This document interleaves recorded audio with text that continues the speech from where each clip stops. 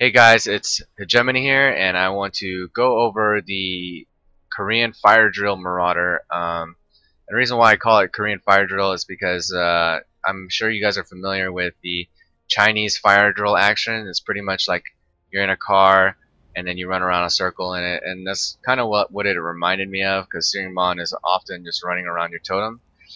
Um, this character I built to be very tanky. I actually decided to do this, a week and a half before Invasion even started. I was just like, man, gear's gonna suck.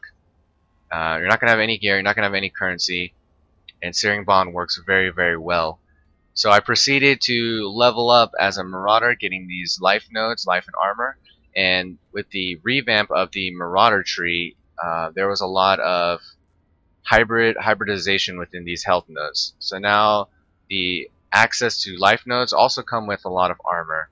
So as a Marauder standpoint, I went for pure armor, no iron reflex, and a lot of block. I wanted to make this character very tanky. With the elemental adaptation node being moved up here, it still is very accessible. It was a no-brainer.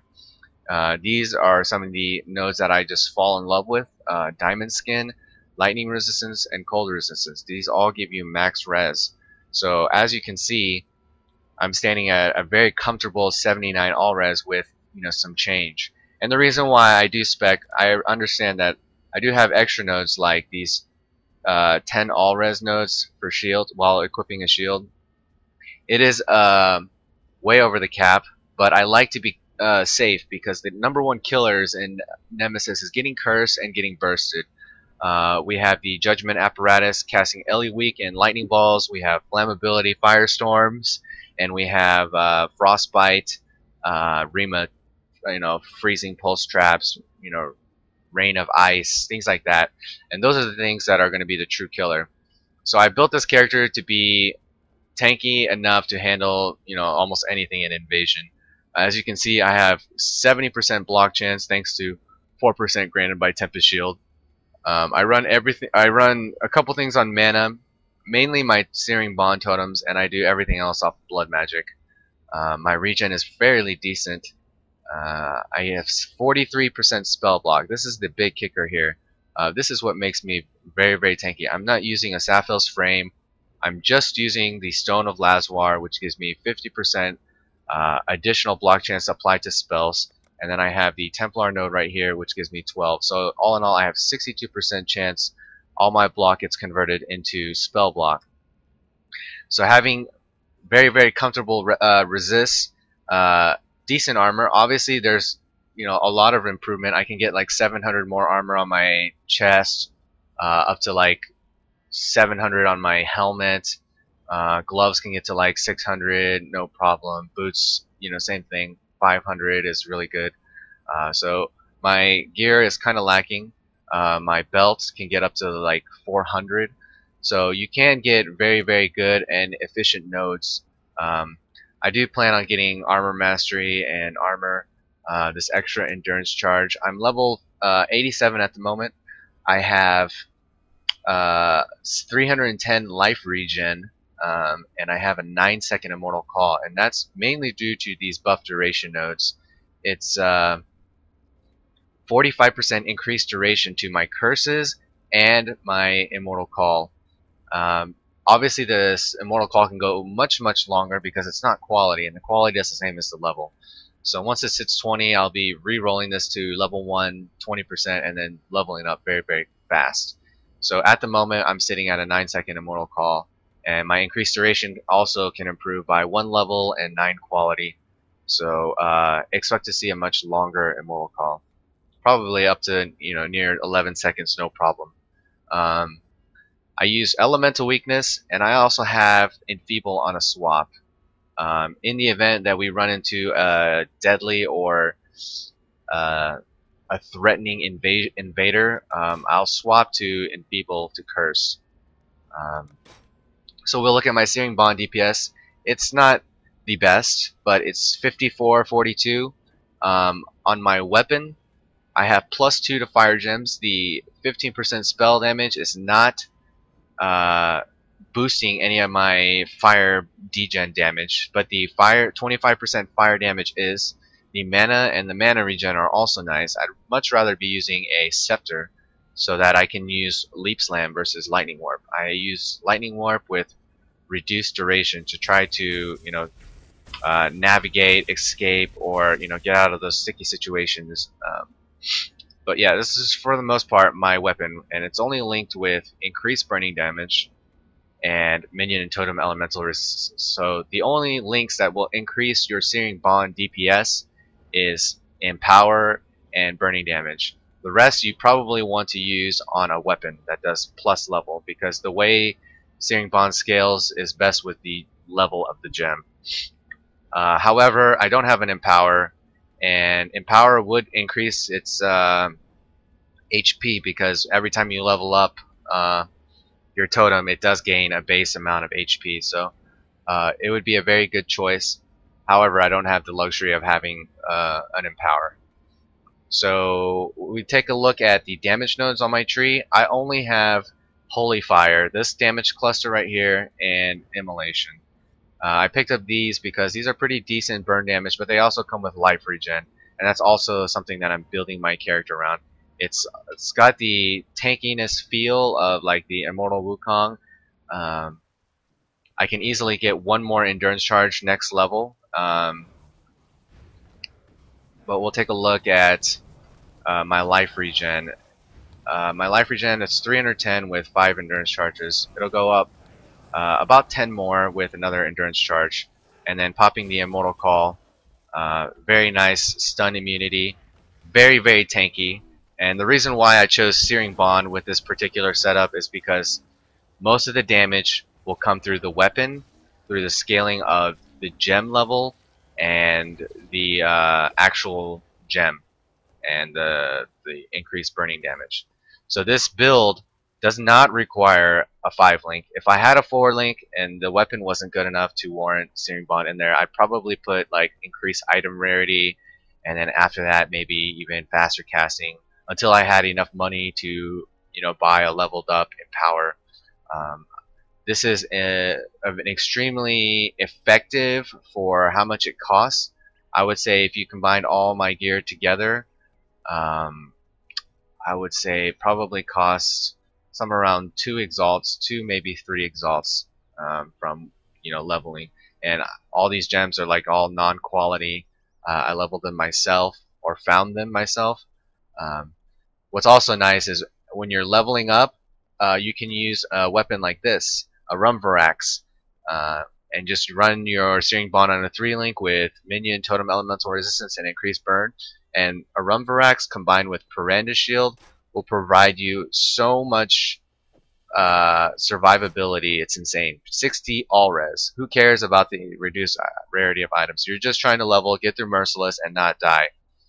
And then you have this. This is the prime uber fast leveling shield. You get everything that you would ever need at low levels, and you can start using this at level 8. You get 80 life regen, lightning resistance. The physical attack damage leeches life is not important, but the most important part is the 40% chance to block. So leveling up, I acquired a Rumvarax, Crest of Pirandus, and Stone of Laswar, and those are the main uniques I was using. I also used a Pirandus Blazon that I bought for like an alk or so, and then I Val Orbed it to get the increased radius, which is nice. So outside of these 2 damage clusters right here, this does give you, technical, coverage of DPS. Doesn't increase the tooltip. This is totem life, totem duration, and totem cast speed, like how long it takes me to put them down. However, I have this node, and this node won't show up on your tooltip DPS. It's Elemental Equilibrium, and it's every time I do frost or cold or lightning damage, you're going to reduce the resistance of the opposite resist, and it's going to gain the one that you recently put on.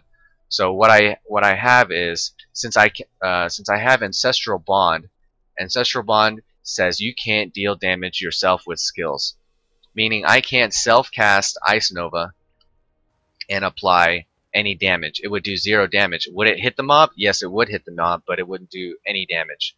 So therefore, it would not proc Equilibrium. How do you go work around this? And you use this trap gem. So I'm able to throw a trap, and it only does 4 to 7 damage. And I did that because mainly to keep the mana cost low. I can do this on mana. So every time my trap hits, it puts Equilibrium on them. And Equilibrium is an effect that lasts 5 seconds. So you want to pace yourself when you're fighting like a unique like this. Pace yourself every 5 seconds to drop a trap. How do I take down some of the toughest bosses without, them completely obliterating my totems or, just one-shotting them? And I use my chest on a 4-link. It has Summon Skellies, Blind, Blood Magic, and Enduring Cry. The main thing is the Summon Skellies and the Blind feature. So my, I can spawn up to, how many is it? 6 skeletons at level 19. And what they'll do is when they attack the mobs, they have a chance to put a blind. And blind is 75, there it goes, 75% reduced chance to hit me. However, if you have unwavering stance right here, you cannot evade enemy attacks. So blind will do nothing against you or for you.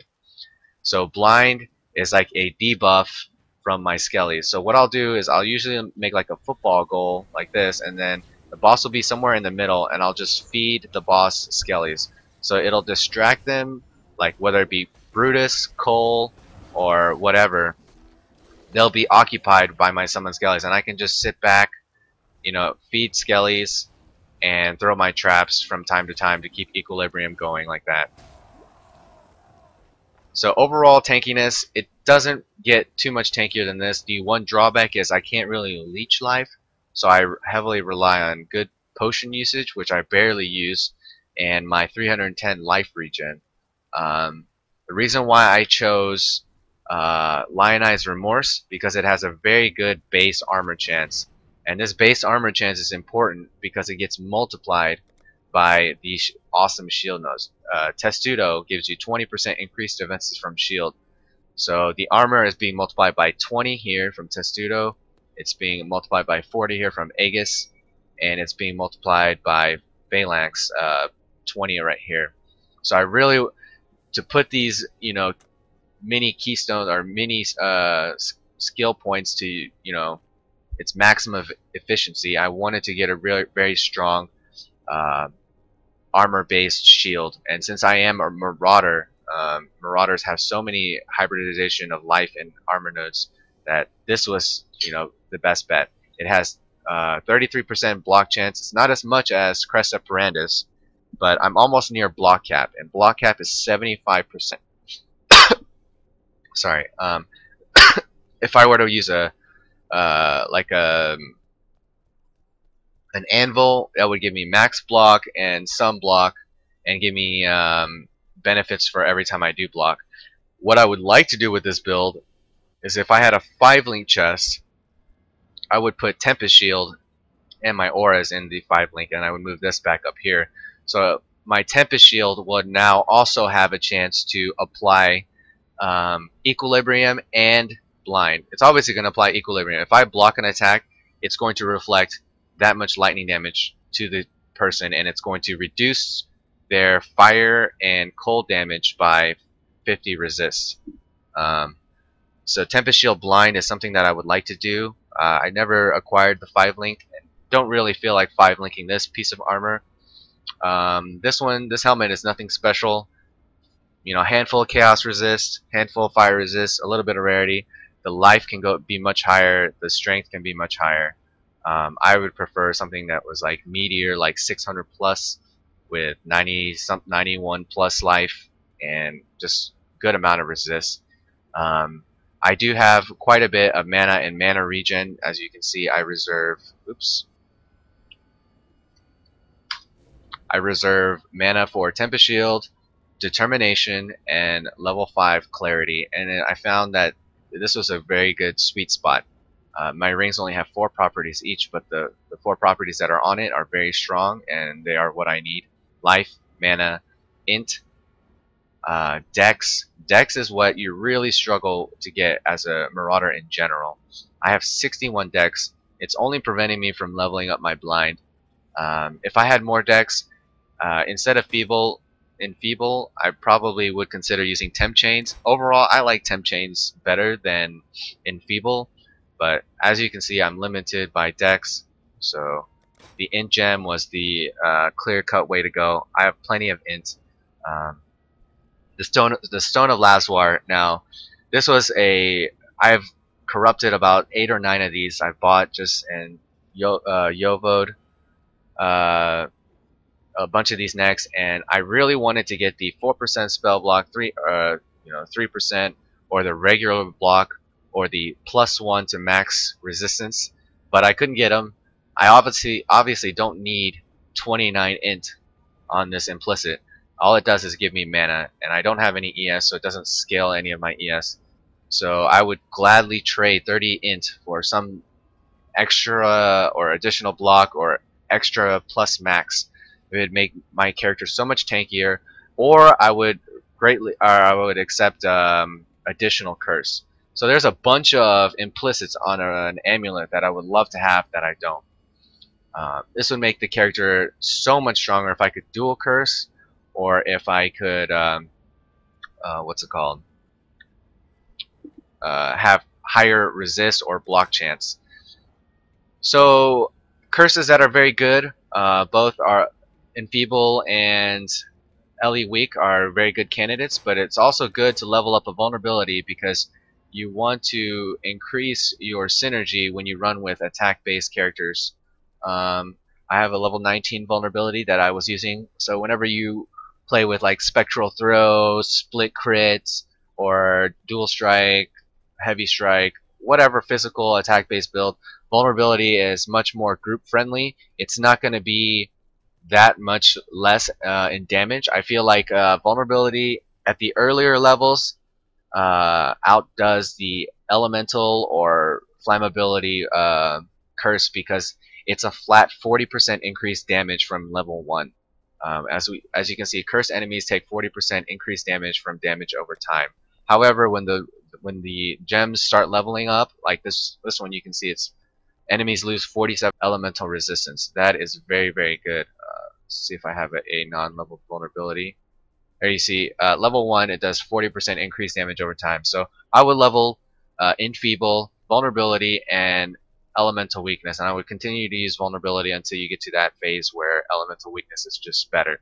Also, Quality, Elemental Weakness is good. Flammability, the quality on Flammability and the secondary effect is chance to ignite, but that does not affect your Searing Bond. So we'll take a look at my boots. Molten Shell, cast some damage taken. I'm just going to level these up to 2020. Whenever I do take a good burst, the Molten Shell does provide me quite a bit of armor. We'll take a look. So let's self-cast Molten Shell. Let's put my Tempest Shield back up.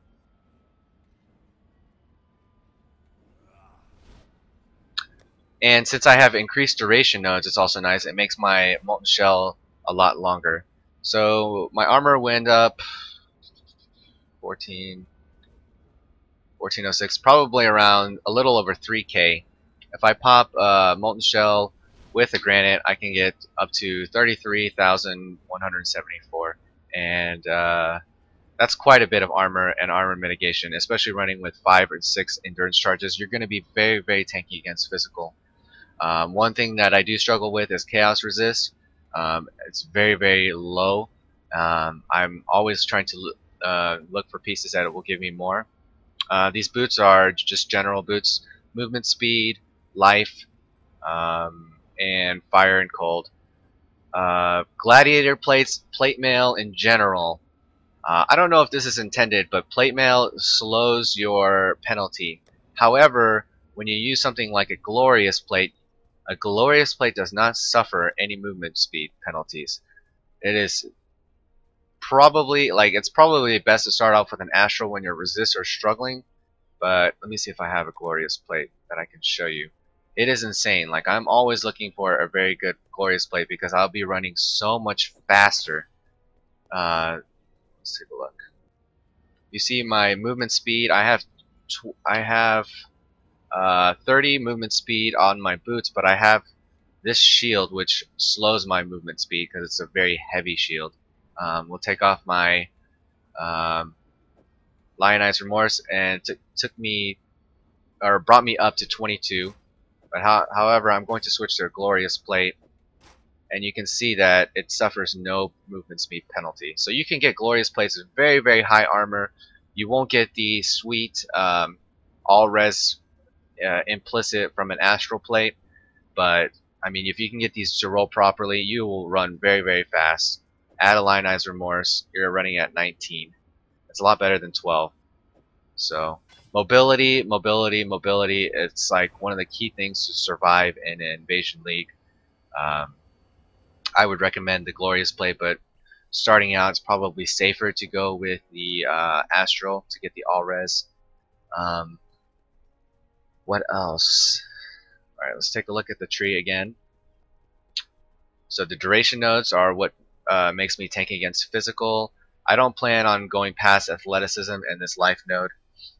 I picked up these hybrid life and mana nodes because they both allow me to self-cast. Oh yeah, so let's take a look at what I self-cast on mana. Immortal Call, Blood Magic, Elemental Weakness, Increased Duration. I never want to be in the situation where I'm doing like a half regen or something and I can't cast Immortal Call. Immortal Call needs to be on demand, therefore I take it from my life. And curses, they're very expensive. I think it's like 10 something, 105 on mana. But I only have shield fell off again. I only have 199 mana and up to totem cost 110. So if I drop a totem, it's very soon that I'll drop another one. So you can see I don't really like my mana regen is very, very good. So even though I only have 199, I can still cast 2 totems like it's pretty much when my cast speed ends. And it's constantly refilling very, very fast. So mana is not a problem. But I found where if I attached curses on my mana, then I start to run into really big mana problems. And I don't want to be in that situation. Because if I need to enfeeble something, I need to enfeeble something. As far as the Ice Nova trap, it costs 11 mana. It's a joke. There's no reason to put it on Blood Magic. So it's on a 2-link by itself. Molten Shell, Castle Damage Taken, Ice Nova, Trap. Determination, Tempest Shield, Clarity, level 5, and Reduced Mana on my helmet. Lightning Warp, Reduced Duration, Purity of Fire, this doesn't even need to be there. I put this on a swap in case I need to increase my max res to run through a room to skip a boss or do something. Eventually this will give me +4 to max fire, and then I can trade Tempest Shield to run Purity of Fire, no problem. So yeah, it's pretty much the Korean Fire Drill. Very, very tanky, picks up almost all the efficient block nodes near Marauder. There's not many inefficient points you can find on this tree. Everything gives me survivability, and the main damage clusters are Holy Fire, Immolation, and Elemental Equilibrium. I want to thank you guys for watching. This has been my tutorial for the Korean Fire Drill Marauder. I hope you find this pretty user friendly. It's easy to understand and very, very, very tanky. If you're sick of dying and you have no currency, I would strongly consider doing a build like this and then transitioning into something else. Right now I plan on transitioning into a Righteous Fire Marauder with a lot of regen. I'll lose a lot of block and a lot of armor, but I'll do a lot more damage and my clear speeds will be pretty insane. Stay tuned later on this week to see some Righteous Fire footage, and also check out my Twitch for some fire drill action in some palaces and courtyards. Yeah, there's plenty of VODs and VODs to see how it plays and what it looks like. Thank you guys for watching. I hope you subscribe and I hope you enjoyed the video.